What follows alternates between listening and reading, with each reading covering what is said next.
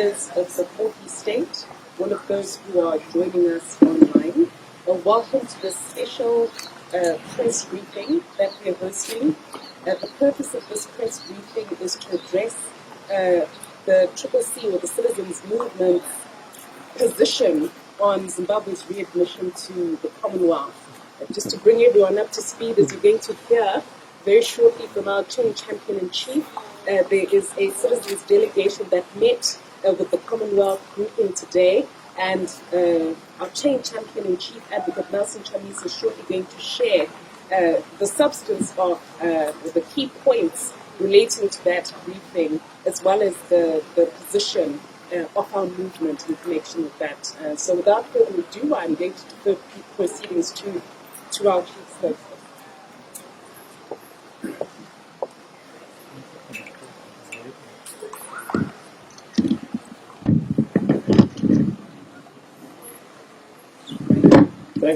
Thank you very much, colleagues.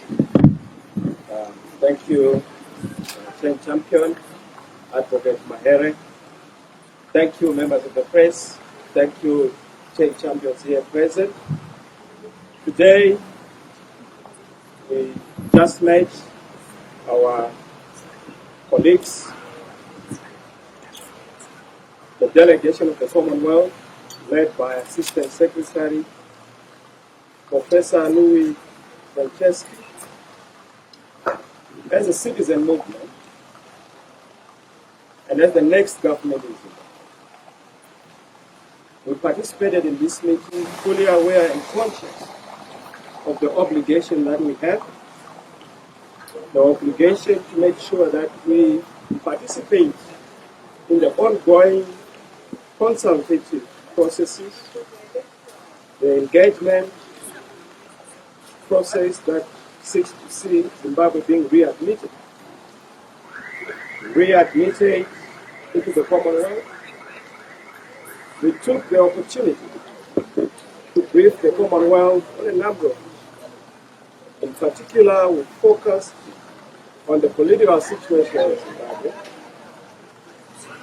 We emphasized what is occurring in the country in terms of the political climate, the breakdown and state of the rule of law, the situation and circumstances to do with the human rights in Zimbabwe. And of course, we also zeroed in on the issue of the electoral environment, the economic situation, and the corruption that is occurring. I'll highlight our major issues and areas of focus as we submitted our recommendations and our position. On the political climate and the breakdown of the rule of law, we emphasize that Zimbabwe essentially suffers from a crisis of governance. It is a crisis that is born out of disputed elections, illegitimacy, and we have noted that Zimbabwe is buffeted by a set of circumstances that have germinated acrimony, division, disputed national processes and outcomes, a disputed leadership, toxicity, the lack of legitimacy. This has essentially been the problem of Zimbabwe. Zimbabwe is in a leadership crisis. Zimbabwe is in a legitimacy crisis, a governance crisis. We noted the absence of a genuine, inclusive, and comprehensive dialogue in Zimbabwe. We made reference to the closure of the democratic space. We made emphasis on the fact that we are seeing an increase in the repressive tendencies and dictatorial tendencies on the part of the incumbent government. We made reference to the issue of the PVO bill, the Private Voluntary Organization Bill, MOPA, the Maintenance of Order and Peace Act, the proposed patriotic bill. We highlighted that the attack and persecution of the civil society in Zimbabwe is an alarming, including targeting of human rights defenders, trade unions, the student movement, our teachers, our journalists, lawyers, and in some circumstances the church. Politicians from different outlets have been targeted. Those from the citizens' movement, the people see, have not been spared. We have also seen that a number of them have also been targeted, particularly the MRP activists who are incarcerated. And what shocks us and shares with the Commonwealth is the inability and incapacity of our police, the Zimbabwe Republic Police, perhaps incapacitated by ZANU-PF. They seem to have this inability to deal with the challenges and incidents of incitement of violence, especially by cabinet ministers. We have seen cabinet ministers making statements that incite violence, but nothing has happened. You know the names. It's public, it's common cause. Nothing has been done to these individuals in government.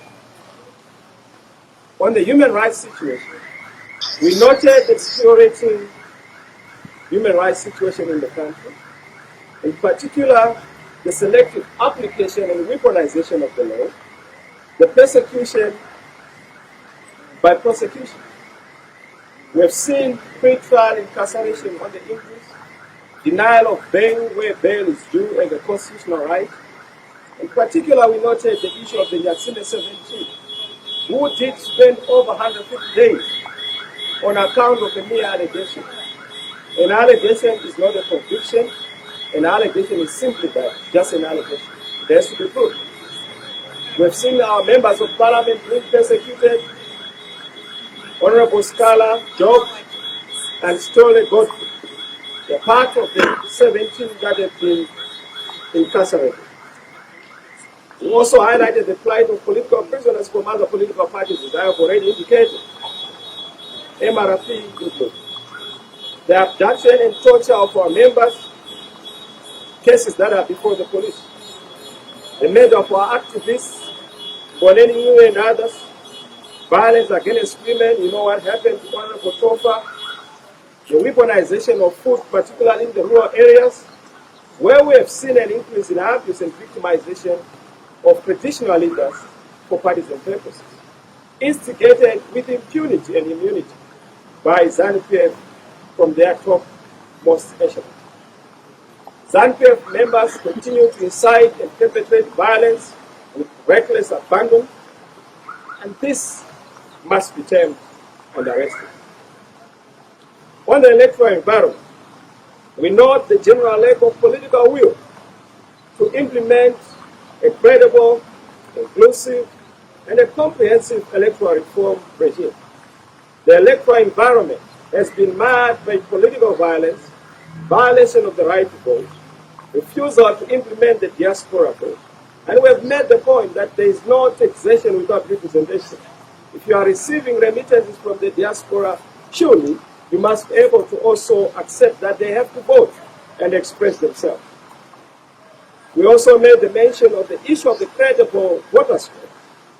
That has to be availed to all the participants, the stakeholders. The issue of an independent audit firm. We want the voters' roll that is going to be used in 2023 to be audited by a reputable firm, so that we do not have a shambolic voters' roll, a disputed voters' roll, and a discredited. The issue of lack of a real-time, verifiable, and accountable results management system continues to be a source of concern. You saw what happened in Kenya. You saw what happened in Angola. Results have to be real-time.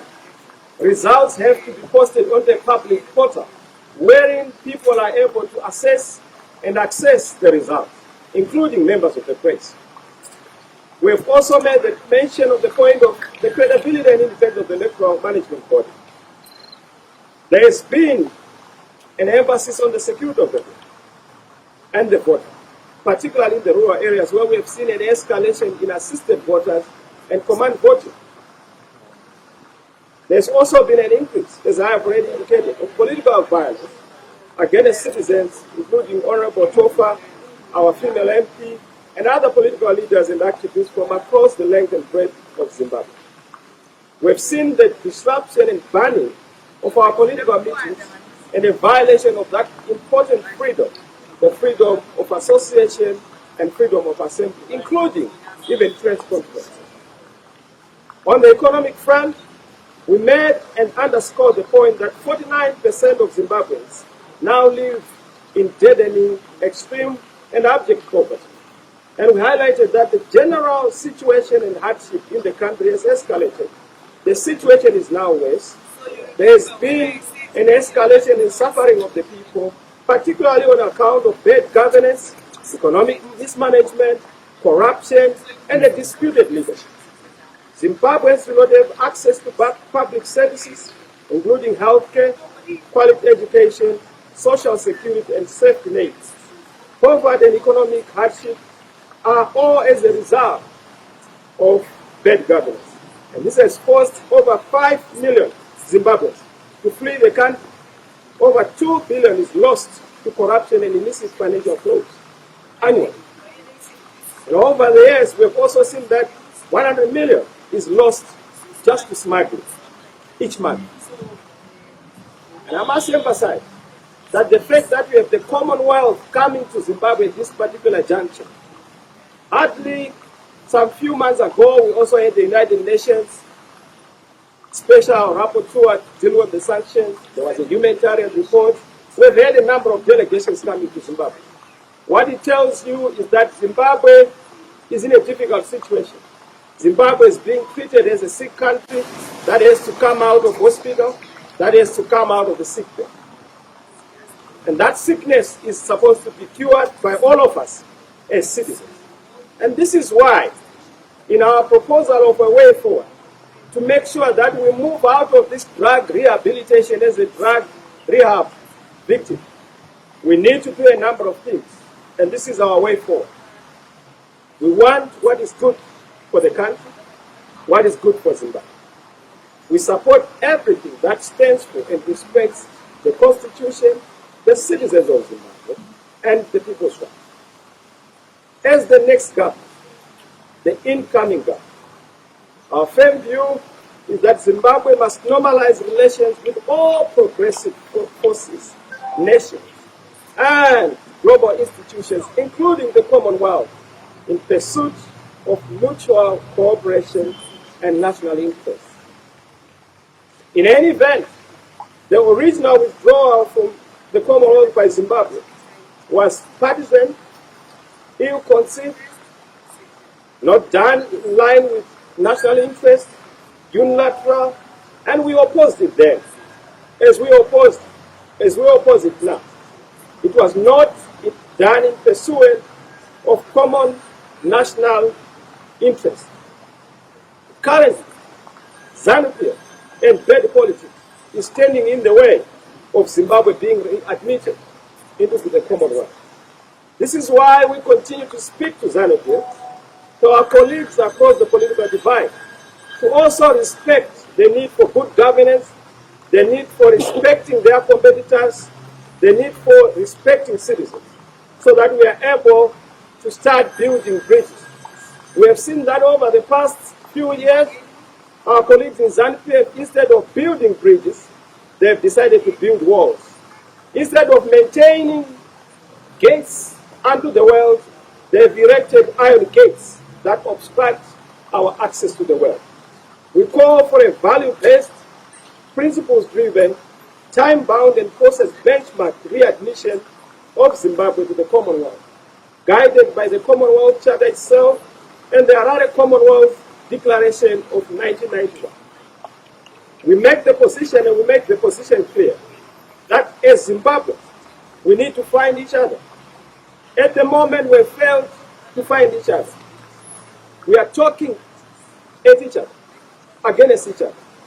We need to start talking to each other to resolve our fundamental challenges. It takes two to tango. There is no nation that is one side. There is no nation that is one party. A nation is all parties. We have to come together and reason as a people to resolve our issues so that we terminate disputed issues in politics, in national processes.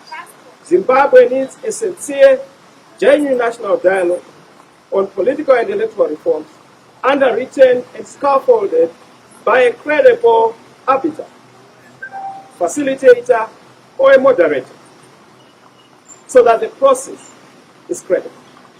The holding of credible, free and fair elections should be a benchmark and a test case for a process to readmit Zimbabwe into the Commonwealth. And because of this, we emphasize the environment that leads to the elections in 2023, which has to be peaceful, it has to be inclusive, and it has to be credible, so that the election itself is beyond contestation and justification. We have already advertised that within SADC, let the guidelines and principles governing democratic elections and the African Charter on Democracy and Governance be the benchmark and the standard. That position stands. And that was our submission to our colleagues, the delegation that came representing the Commonwealth. I thank you. God bless you. God bless you.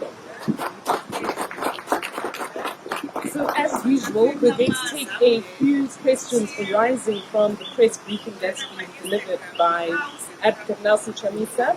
As is our usual procedure, kindly identify yourself, the news house or media outlet that you're coming from, and then ask one question so that we can get as many as possible. We'll just take a few because the President has to attend to another engagement, but we do want to make sure that we thoroughly canvass the question of Zimbabwe's readmission to the Commonwealth. Yes, sir. My name is Lefton. I'm from 250. Yes, sir. Okay. So after you meeting with the Commonwealth delegation and you get the minister, what was their response to your issue? Well, the most important thing is to hear two sides of the story. There is no full story without sides. They've heard our side. I'm sure they also heard the side of ZANU-PF. I'm sure they are going to also try and get the ZANU-PF president side, Mr. Mnangagwa. That's why we have said this is our take, this is our view, and this is what we have submitted. As to their decision, we await their feedback, but we are gratified that we had the opportunity to represent Zimbabwe. I know that what we say is a representation of the men across the length and breadth of Zimbabwe who would want to see Zimbabwe normalizing relations. In fact, we should not be having enemies around the world. We must be having friends around the world. But of course, any nation will have enemies. But ours must be an effort to make sure that we build more friends than we deliberately create enemies. Thank you. Thank you very much, Dr. Are there any other questions? Yes. Yeah, I'm Pindai Due from ENCA. President Chamisa, soon after the arrival of the Commonwealth delegation, we have realized a mass release of political prisoners, especially from your party. What's your comment about that? 2 days after the arrival? Well, I suppose that question is better answered by my colleague, Mr. Mnangagwa. He is the one who presides over ultimately the imprisonment and arrest of people, of course, through prosecution and the police. So for you to expect me to say why the people were released after the Commonwealth came, your guess is as good as ours. We believe that good behavior is something that should not be imposed by those from outside. We must just be good to each other. We must just be good to citizens. There is no reason why Job Scala, Godfrey Stolle, and the Yatsime 15 were incarcerated. They had not committed any crime. We still insist that they are not guilty. They are innocent. And the law says that you are innocent until proven guilty. But you can't be proven guilty by incarceration through pre-trial incarceration. And we have made that point. We don't understand why they spend over 150 days behind bars. It's not necessary. If they have an issue, let the matter be tried. If they have a case to answer, let it be the judgment and decision of the court. So yes, Commonwealth came, we saw certain things happening, but we have no reason to look at the outsiders as to the reason for our colleagues being released. But we are happy that they are released, except for two, whom we are still making effort to make sure that they are reduced. Thank you. Effort Secure, SABC News. We've heard your side of the story, what you did tell the Commonwealth. But just out of interest, what did the Commonwealth tell you? What are they expecting from Zimbabwe? Well, the Commonwealth, their meeting with us is a confirmation that we're a dominant voice in the country and that we represent the majority of citizens. I'm sure they've also met ZANU-PF. So if you want to have a full picture, you must meet all the players. We are one of the players. They've understood what we are saying. They may not necessarily agree with us. They don't need to agree with us. But they have to respect our input. Hopefully, whatever they are going to come up as a report with is a reflection of what we said and what was also said by other voices. But I can tell you that there is mutual respect, and we have no reason to doubt that they will give a credible report, and hopefully our issues will be resolved. All we want is to see Zimbabwe on a path to restoration of relations, normalizing relations, but more importantly, passing the credibility test, passing the accountability test, passing the democratic test, passing the constitutionality test, but more importantly, passing the majority will test. Are we respecting the will of the people of Zimbabwe? That is the end, and that is what we respect. Thank you. Thank you very much, members of the state, for coming at quite short notice to this press briefing. We did view it as important so that everybody is very clear on our position on the Commonwealth. So thank you very much, obviously, to our train champion-in-chief and to all our colleagues, chain champions. Thank you very much for coming. God bless you. Thank you. Thank you.